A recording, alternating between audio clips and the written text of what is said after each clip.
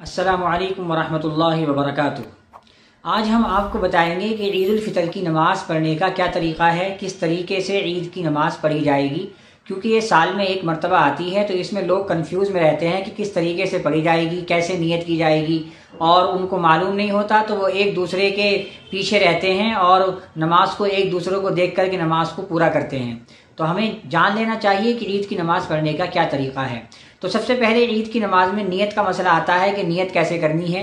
नियत दिल के इरादे को कहते हैं। आप जब घर से नमाज पढ़ने ही जा रहे हैं मस्जिद की तरफ तो आपकी यही नियत काफ़ी है कि मैं ईद की नमाज पढ़ने जा रहा हूँ। लेकिन कुछ लोगों को इत्मीनान नहीं होता, वो ज़बान से कहना ही ज़रूरी समझते हैं। तो अब आप ज़बान से इस तरीके से कह सकते हैं कि नियत की मैंने 2 रकात नमाज ईद उल फितर 6 ज़ायद तकबीरों के साथ पीछे इस इमाम के वास्ते अल्लाह ताला के रुख मेरा काबा शरीफ की तरफ, अल्लाहु अकबर। ये हो गया नियत का मसला। नियत हो गई। इमाम साहब अब नियत बांधने के बाद में अल्लाहु अकबर कहते हुए नियत बांध लेंगे। आपको भी अल्लाहु अकबर कह करके नियत बांध लेनी है। उसके बाद में सुब्हानक अल्लाहुम्मा पढ़नी है। इमाम साहब भी सुब्हानक अल्लाहुम्मा पढ़ेंगे, सुब्हानक अल्लाहुम्मा व बिहम्दिका व तबारक अस्मुका व तआला जद्दुका व ला इलाहा गैरुक। अब उसके बाद में इमाम साहब कानों तक अल्लाहु अकबर कहते हुए हाथ उठाएंगे और छोड़ देंगे। आपको भी कानों तक हाथ उठाना है अल्लाहु अकबर कहते हुए और छोड़ देना है। उसके बाद दूसरी मर्तबा इमाम साहब कानों तक अल्लाहु अकबर कहते हुए हाथ उठाएंगे और छोड़ देंगे। आपको भी दूसरी मर्तबा कानों तक हाथ उठाने हैं और छोड़ देने हैं। फिर तीसरी मर्तबा इमाम साहब कानों तक अल्लाहु अकबर कहते हुए हाथ उठाएंगे और बांध लेंगे। तो आपको भी अल्लाहु अकबर कहते हुए हाथों को बांध देना है। उसके बाद इमाम साहब अल्हम्दु पढ़ेंगे, सूरत पढ़ेंगे, रुकू होंगे, सजदे होंगे। इसी तरह से 1 रकात मुकम्मल नमाज हो जाएगी। उसके बाद फिर जब दूसरी रकात के लिए इमाम साहब खड़े होंगे तो सबसे पहले इमाम साहब सूरह फातिहा पढ़ेंगे। उसके बाद में कोई सूरत मिलाई जाएगी। उसके बाद में इमाम साहब अल्लाहु अकबर कहते हुए कानों तक हाथ उठाएंगे और छोड़ देंगे।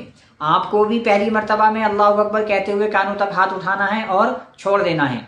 इसी तरीके से दूसरी मर्तबा इमाम साहब अल्लाहु अकबर कहते हुए कानों तक हाथ उठाएंगे और छोड़ देंगे। आपको भी दूसरी मर्तबा कानों तक हाथ उठाने हैं और छोड़ देने हैं। इसी तरह से इमाम साहब तीसरी मर्तबा अल्लाहु अकबर कहते हुए कानों तक हाथ उठाएंगे और छोड़ देंगे। आपको भी तीसरी मर्तबा कानों तक हाथ उठाने हैं और छोड़ देने हैं। 3 तकबीरें हो गई। फिर चौथी तकबीर में इमाम साहब कानों तक हाथ नहीं उठाएंगे बल्कि बगैर कानों तक हाथ उठाए हुए अल्लाहु अकबर कहते हुए रुकू के अंदर चले जाएंगे। तो आपको भी बगैर कानों तक हाथ उठाए जो है अल्लाहु अकबर कहते हुए रुकू में चला जाना है। तो ये 4 इस तरह से तकबीरें हो जाएंगी। उसके बाद रुकू होगा, सजदा होगा, सजदे होंगे, इसी तरह से अत्तहियात होगी।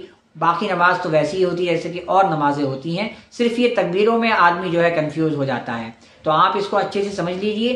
पहली बार में जब पहली रकात के लिए खड़े होंगे तो सुब्हानक अल्लाहुम्मा के बाद 3 तकबीरें होंगी, जिसमें से दो जो पहली तकबीरें हैं उसमें आपको कानों तक हाथ उठाकर छोड़ देना है और तीसरी तकबीर में आपको हाथों को बांध लेना है। उसके बाद जब दूसरी रकात की तकबीरें होगी तो पहले अल्हम्दु होगी, सूरह फातिहा होगी, उसके बाद सूरत होगी। उसके बाद इमाम साहब 3 मर्तबा कानों तक हाथ उठाएंगे और छोड़ देंगे और चौथी मर्तबा में बगैर कानों तक हाथ उठाए रुकू के अंदर अल्लाहु अकबर कहते हुए चले जाएंगे। तो ये ईद की नमाज का मुकम्मल तरीका हो गया। उसके बाद खुतबा होता है। खुतबा सुनना भी जो है बहुत ज़रूरी है। बहुत से लोग ऐसे होते हैं जो बगैर खुतबा सुने हुए चले जाते हैं। खुतबा सुनना ज़रूरी है, खुतबा सुनना चाहिए। उसके बाद में बस आप नमाज से मुकम्मल हो गए। तो ये वो नमाज का आसान तरीका है जो मैंने आपको बताया। उम्मीद है कि आप अच्छे से इसको समझ गए होंगे। वीडियो को लाइक कीजिए, शेयर कीजिए। अस्सलामु अलैकुम वरहमतुल्लाहि।